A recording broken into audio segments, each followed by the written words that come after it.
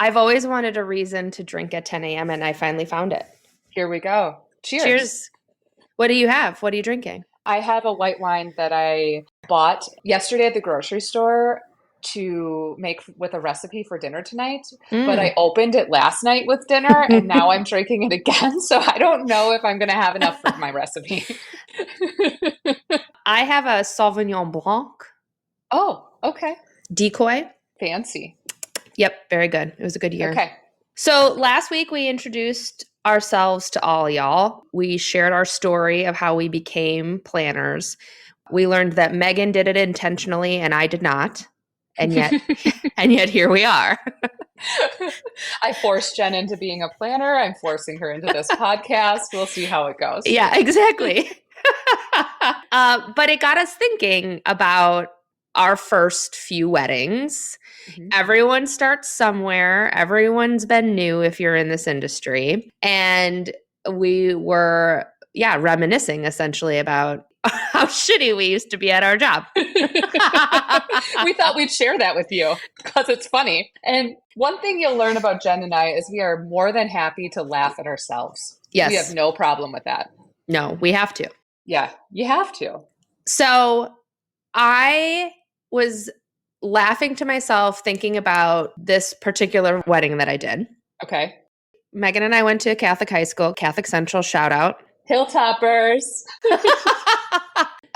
So raised Catholic, I moved to Chicago. I'm doing weddings there and I have my first Jewish client. So all I have known up until this point is, like the kind of Christian Catholic approach to a wedding or a wedding with no religion attached to it. And I was really excited. Did you pretend to be Jewish to book it? Yeah.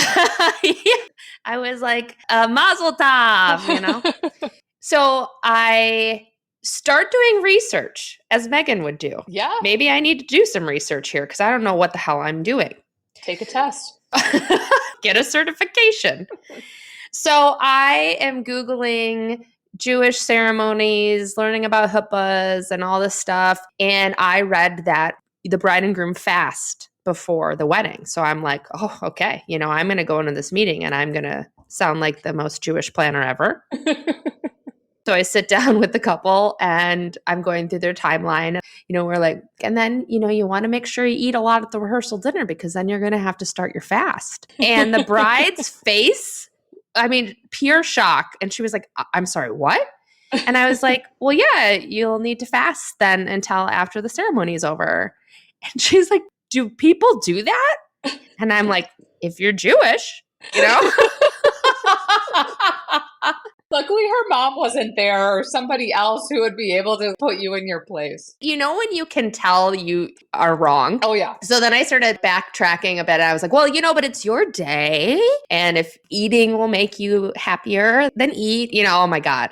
So you Jew shamed her. I felt terrible. I'm like, what a Gentile. I'm such an idiot, Anyways, that was my first of now many Jewish weddings. They're my favorite. I know. I love it. If I ever get married again, I hope it's to a lovely Jewish man because it's the only way I'm doing a wedding again. Yeah, they're so fun. I want to get raised on a chair sometime. Same. It's awesome. I don't. That would be like my worst nightmare, but I love the photos and the videos I get of my couples up on those chairs. I agree. So that was embarrassing to say the least. How about you? Yeah, my story isn't really embarrassing. I don't think the couple ever knew that this happened, thank God. But one of the first weddings I ever did, I brought my sister along because I needed some free labor. You can't afford to pay anybody when you start. I've recruited family and friends as well. Sure. Yep. And I had a wedding where we had the ceremony outside, dinner inside, and then they went back outside to dance. So after dinner, everybody moves out of the main room. Everybody's situated outside, and my sister and I go back into this ballroom area to clean up a little bit, collect personal belongings, just try to help them out and gather their stuff. Well, help them out, and then it also gets us out of there faster too. Let's be honest. Let's try to tidy so I can get home a little bit so sooner. I can be home at 12:15. Thank you. Right. But we also, if I'm remembering correctly, this was a long time ago, but we also had to get all of our stuff out of that room because nothing else was in there. So they were actively going to clean the room, flip the room. So I had to get our shit out of there. Yeah. And I must have also volunteered to clean a bit because I remember my sister and I, we had like some trash bags and we needed to throw them away, and it's no problem. It was this big ballroom. On the one end, they had shown us, okay, here's where the trash goes, little room, trash cans, recycling. Great. So we pick up all the stuff, and my sister and I haul this trash in there. And all of a sudden, we turn around and the door closes, and we go to leave, and the door's locked. Yeah. First of all, gross. Uh-huh. So gross. You're stuck in a room with smelly garbage. Yeah. It was this cement room. Small God. cement room. Nobody else is in the ballroom, and we can hear the music blaring outside, and we are locked in there. So immediately we start panicking. Yeah. We're like, well, we've got some cupcake remnants we can eat if needed. You're trying to figure out how long you could survive. You're like, Yes. all right, yeah. We immediately had a bucket to pee in. No, I don't know. But like, you start thinking, what are we going to do if we have to sleep in here? I know that my brain went to, I might have to sleep in this room. Yeah. So we wait. I think we were trying to game plan of what we were going to do. Thank God, after about 20 minutes, some person comes in to start vacuuming. And we just start banging on this huge door as loud, as we possibly can. And he hears us over the vacuum and lets us out. And we were freed. I wish there was security footage of that. There probably was. They were probably laughing about it. They're like, let's see how long we can keep them in there. Right. Well, and I think too, another thing that, well, I don't think people think of this at all ever, is how hard on our bodies being a wedding planner is. Yes. Especially when you're new. And we were younger, but still, you're just like, the first wedding I did, I'm pretty sure I wore heels. And if you know me, I don't wear heels ever. But in my mind, I was like, what does a wedding planner look like? Because again, I got thrown into this. So I wore heels. And I remember at the church being like, this was a bad idea. And the church was early on in the day, let me tell you. So I still had the rest of the day to go. Definitely lost a toenail. I've made a joke to my couples before. I'm like, if your wedding planner shows up wearing heels, you know that they're not doing very much work. Totally. They're new. Didn't you lose a toenail at that wedding eventually? That's what I just said. Hey, thanks for listening. I'm glad you're listening to me. I'm just kidding. You're like, all I hear is blah, blah, blah. No. Actually, my very first wedding that I ever did was in Madison. And yeah, I know. So random, right? Yeah. I won't even do weddings in Madison anymore unless it's like I know the people. Fair. It's too far. There's enough weddings in Milwaukee. I like to sleep in my bed. I just did one in Madison this year, and I live in Chicago. Anyways, okay. So I was in Madison. And again, bringing my sister into the story. My sister was like my savior. But, you work a wedding and you work till 1 a.m., right? Yep. So I'm like, I'm not driving home. I'm going to stay with my sister. Well, for those of you that don't know me very well, my sister's quite a bit younger than me. And she was still in college. In the dorms. God. In the dorms. She went to Wisconsin. And so I'm thinking about this. After I was done with the wedding, I called her. She checked me into her dorm room. And I think I slept either on a futon or maybe, no, it wouldn't have been in her roommate's bed. I think it was in a futon. At some point in the night, some guy tried to get it. It was very bizarre. It was very bizarre. But I wanted to save money because you're not charging very much for these weddings. And I thought that would be a good way to do it.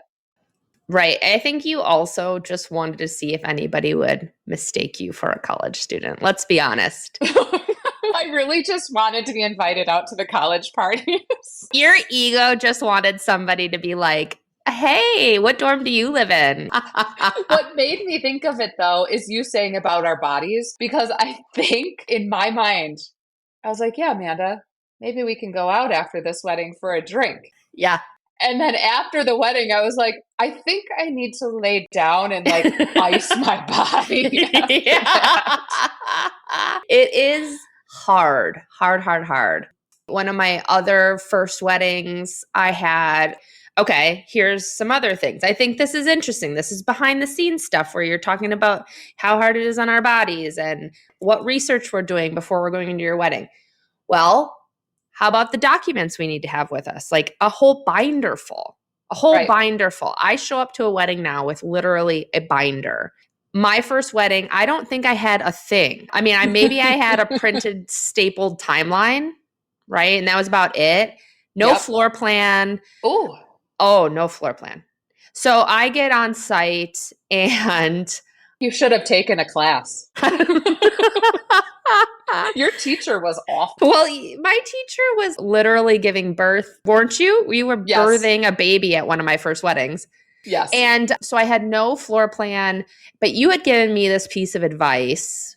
And there are some mechanisms I passed on to my team. And one of them was, if someone asks you a question, whatever answer you give them, that's what's going to happen. And you have to make that happen. I remember you telling me that. And I was like, okay. Oh, I got it.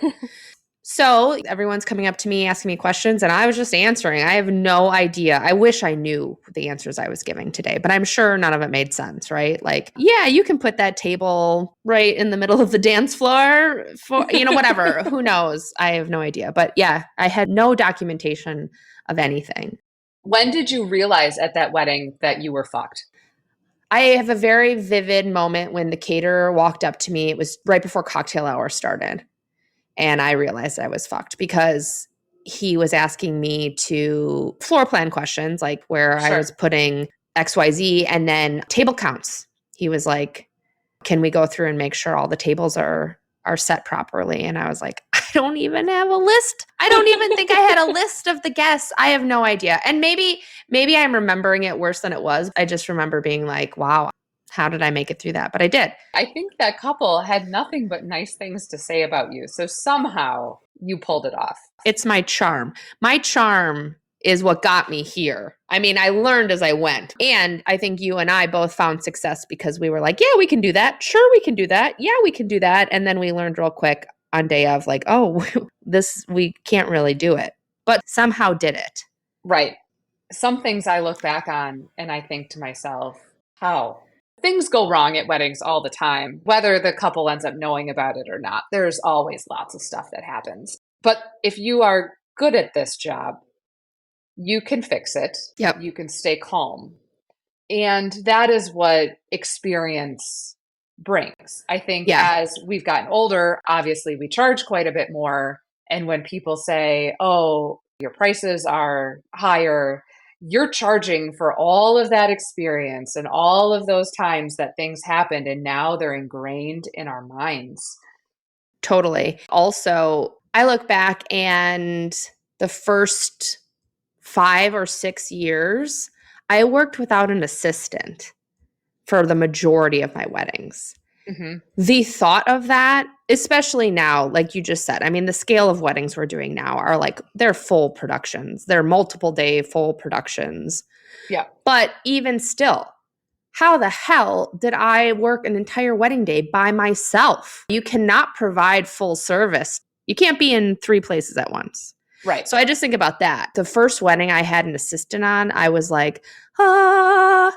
Like, I mean, it was like, it was game changing. And now I have like 3 assistants on a wedding day because it's just, well, again, I provide a lot more and. Correct. You got those big fancy Chicago weddings. Big fancy Chicago weddings. And I also want to be able to feel my feet the next day. I used to spend my Sundays like laying on the couch crying.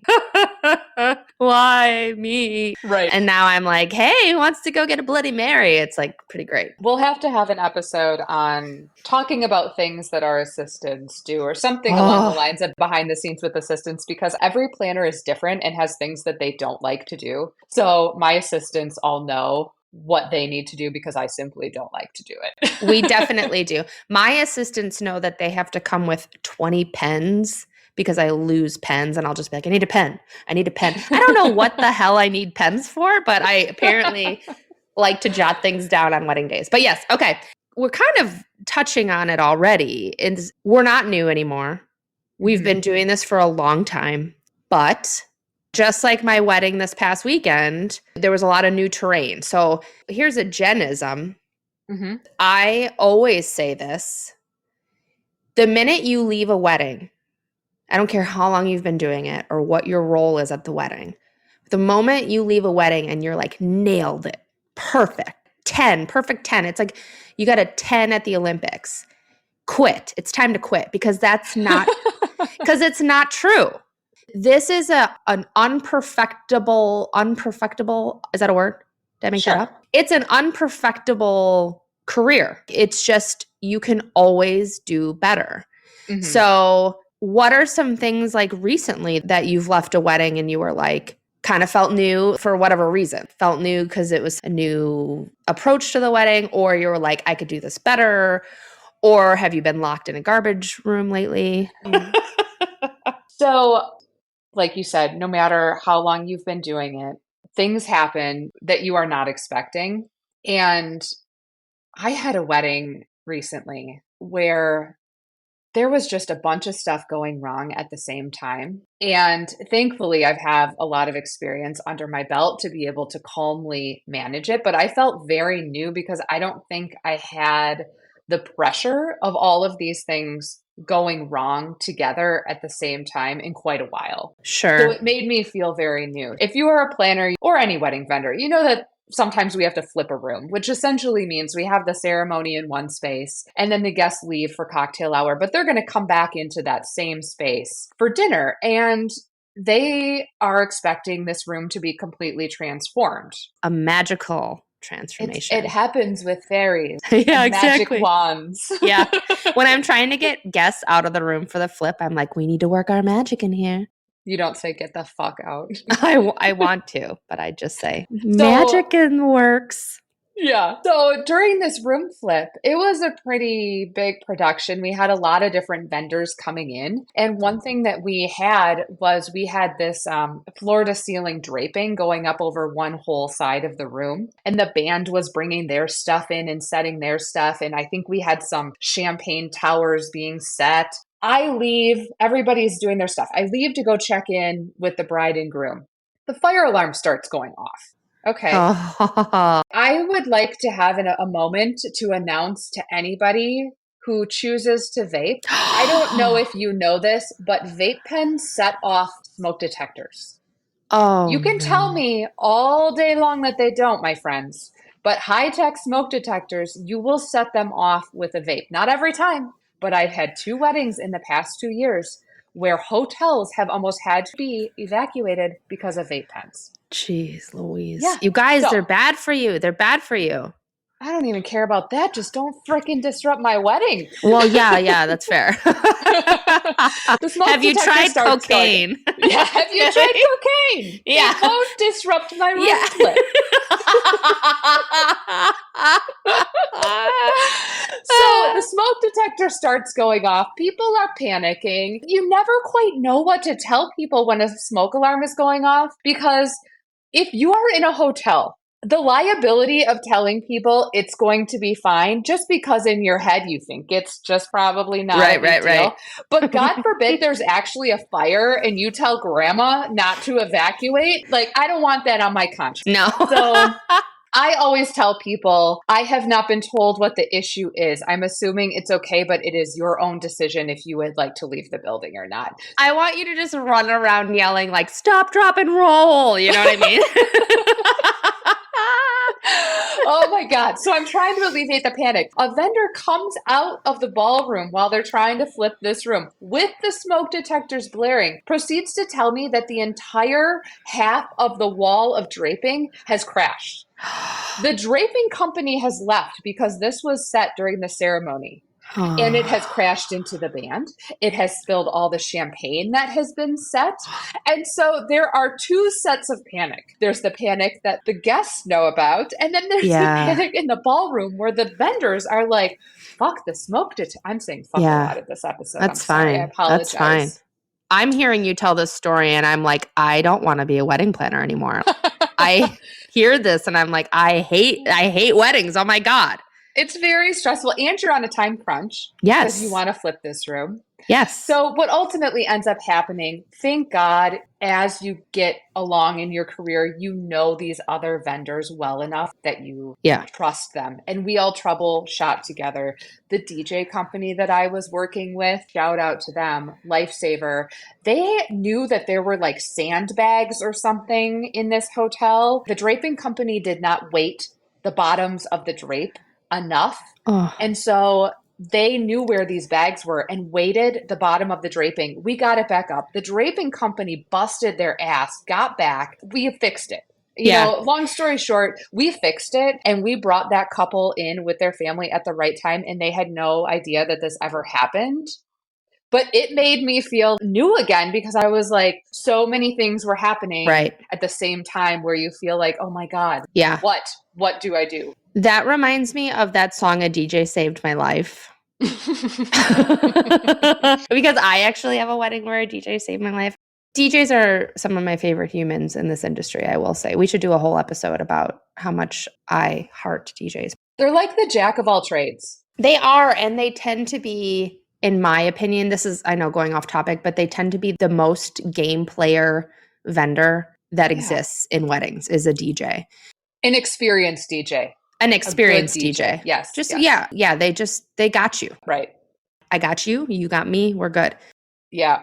Yeah, no, I hear you talking about that, and I'm not even joking. Like, it makes me feel anxious because I've been there. It is such a, it's a tough one. Right. But then, Megan, you get the not the adrenaline. What is it? Yeah, the adrenaline rush of, I fucking did that.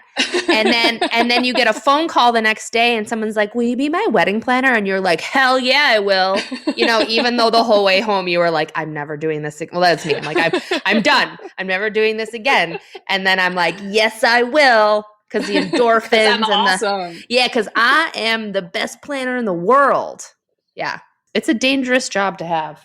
It is. It's very addictive. Do you have anything that happened recently that made you feel new? Well, like I mentioned, this bathhouse wedding definitely made me feel new, right? But 2 weeks ago, I had a wedding with food trucks. I've done food truck weddings before, but a long time ago when it was definitely more of a budget reason to have food trucks and not like a novelty reason. The logistics of food trucks are a nightmare. They're a nightmare. And because I hadn't done it in a while, I miscalculated a few things. Again, the wedding went off without a hitch. Nobody knows this. If the couple's listening right now, they're going to be like, oh, we're no clue. But we needed a third food truck and I needed another assistant and, you know, things like that. Right. But again, I just think about, I mean, we're always going to be plug-in planners on this podcast, obviously. But I just think, like, if they hadn't had a planner, like a great planner, toot, if you will, it would have been really bad. Like, people would have been hungry and mad. And the last thing you want is your guests to be hungry and mad. For sure. Again, I think now it's different when you feel, well, even when we first started, nobody knew. Nobody knew we didn't know what we were doing. And I think that's really the biggest difference between somebody who's born to do this or be in this world and somebody who's not. Because it's like, you either got it or you don't, to be quite honest. I've had so many people work for me and you're like, you either got it or you don't. Right. It's a lot. Yeah. But yeah, I mean, again, we're always going to be learning, growing, especially if, you know, you're taking on more challenging work. Yeah, like different kinds of weddings, different projects. Like that's what keeps me going. So at the end of the day, it feels good to be challenged. It feels good to kind of revisit that place of what the fuck am I doing? Nobody knows that but me. Like, I don't know. Even just working in a venue you haven't worked in a while or a venue you've never worked in before, you have to get to know the people there. You have to get to know the venue. And it is learning something new every time with those weddings. And weddings are constantly changing because now we have to deal with, you know, all the new wedding trends and things like that.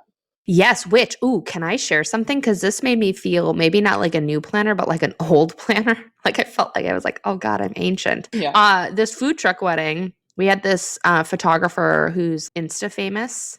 Actually, my last 2 weddings had Insta famous photographers, which makes me feel cool, except for it never trickles down to the planner ever. But anyways, so she's young and she's cool. And I was like, oh, fun. I get to work with this young, cool, famous photographer. And in the morning, we're going through the routine of photo stuff, like the detail shots and whatnot. And I'm steaming the bride's dress. And I said, I'm like, okay, the bride's dress is ready for a photograph. And she was kind of like, oh yeah, we don't do that. And I was like, what?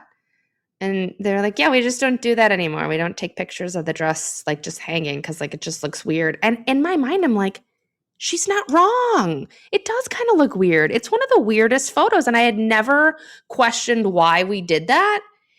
And so now the trend is apparently no dress hanging shot. And I'm kind of into it.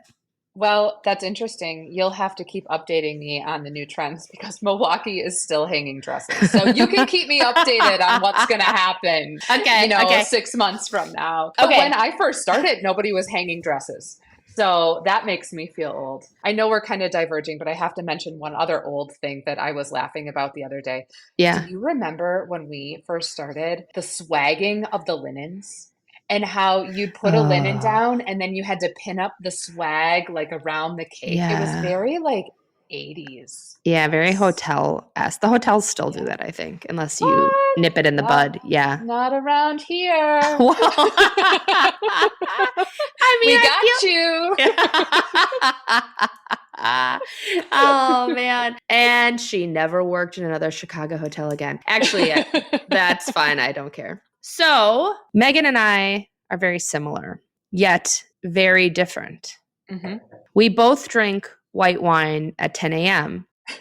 Similar. She in a stemmed glass, me in a stemless. Yep. So join us next week when we toast again. Sounds good. Can't wait. Bye. Bye. Thanks so much for joining us again this week. If you have a wedding or travel-related story of your own that you would like us to share in a future episode, send us an email to theplannerspassport@gmail.com. And be sure to follow us on Instagram at The Planner's Passport and follow all of our travel and wedding businesses, including We Roam Solo, Dare to Dream Travel, and Dare to Dream Weddings. And please, if you enjoy our show, remember to rate, review, and subscribe from wherever you are listening to this podcast.